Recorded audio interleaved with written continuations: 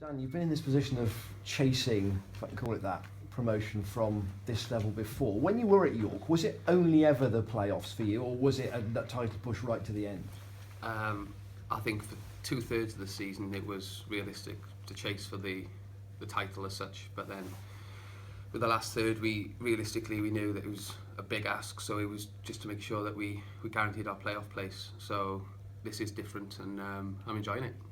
And of course, with York, you went up via the playoffs, but you don't want to go through that again. No, of course, our aim and our sole aim is to secure automatic promotion, and that's been our focus since day one, and we've put ourselves in a great position, so that's still the target. I used the word awkward to Gary about Braintree, and he said that was quite an accurate description. Do you think they are literally one of the most difficult teams to play in this division?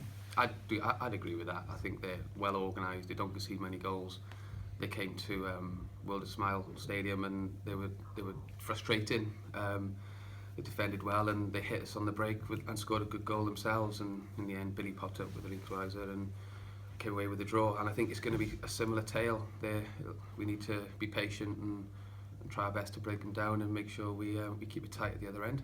Concentration at the back almost just as important, because you give them one, you might find it's a bit difficult. Like us, they don't concede many goals, so if they get their noses in front, we know it is going to be tough.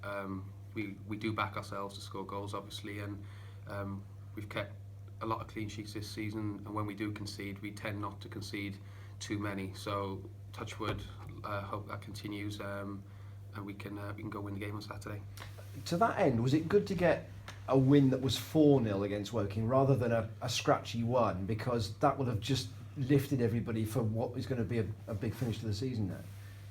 I think it was important we went 3 games without a win, which was, I think, our longest all season, so it was, whichever way the win came, I think we would have taken it, but the fact that we got 4 and kept a clean sheet, it was a good day all round, so hopefully now we can build on that and take it into Braintree.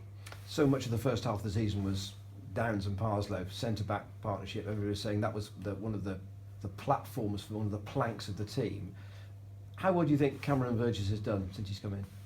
He's slotted in so well. I think the fact that it's sort of gone unnoticed, the fact that we've kept the consistency in not conceding many goals, I think it's a huge credit to him. I think he's young, but he's learning every game, and he's kicked on each and every performance. So he's got a great future, obviously, and he's doing well for us at the minute, which is the most important thing. Just in a quiet, unfussy kind of way, really. Exactly, like I said, it's sort of gone unnoticed. Where we've built this relationship up pretty quickly, and along with fullbacks, whoever's been either side of us, we've all got on with it, and now with John behind us rather than Dylan, and we've quickly learned each other's roles, and I think that's important when you get a new partnership, new back four, new goalkeeper. It's part of the defensive organisation. It's a huge part, communication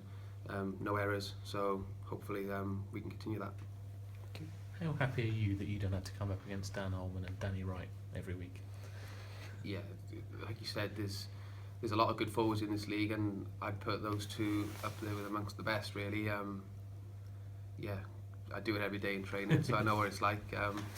But they're just a handful. Like you said, you've got Wrighty, who's this powerful, got so many attributes. I think it goes unnoticed. I think people think he's just brute strength, but he's been so much more than that. And then when you've got Dan, who just buzzes about, and he's so lively, then he's got a bit of a shoot on sight policy, and his ratio is frighteningly good.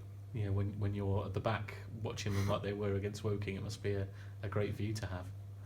It is, and goals change games. I mean, Woking started well. We rode Storm a little bit after 20 minutes, and we know if we can get our noses in front, then we tend to build on that. So, and he did. He took his goals extremely well, and on another day he could have had a couple more, and Wrighty unselfishly did all his work, and he could have had a couple and a few others. So it was fortunate that just to see a few go in and to get that all important 3 points.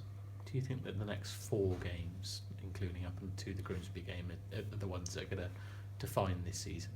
I mean, we're on counter now, obviously, and when we're playing, you know, we've got a tough away game Saturday, and we know that neighbours down the road have got a difficult game as well. So it's going to be, I mean, one game at a time, all that rubbish, but that's all you can concentrate on. I mean, you can't fast forward these games, so you need to beat the best, like the first challenge that's put in front of you, and look after the next one after that. Like you said, Braintree's tough game, and then leading into Boreham Wood, if we can get another 3 points there, then it sets us up nicely.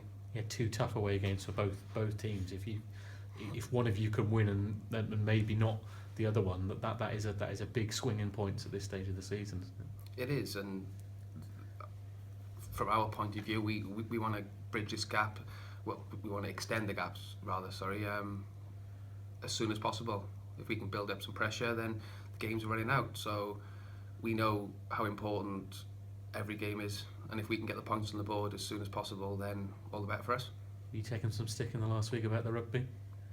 No, I've just kept my head down and not mentioned it, and it's sort of gone unnoticed. So Yeah, it's all right. there's not enough people bright enough to realise in the squad. Exactly. Yeah. Fair enough.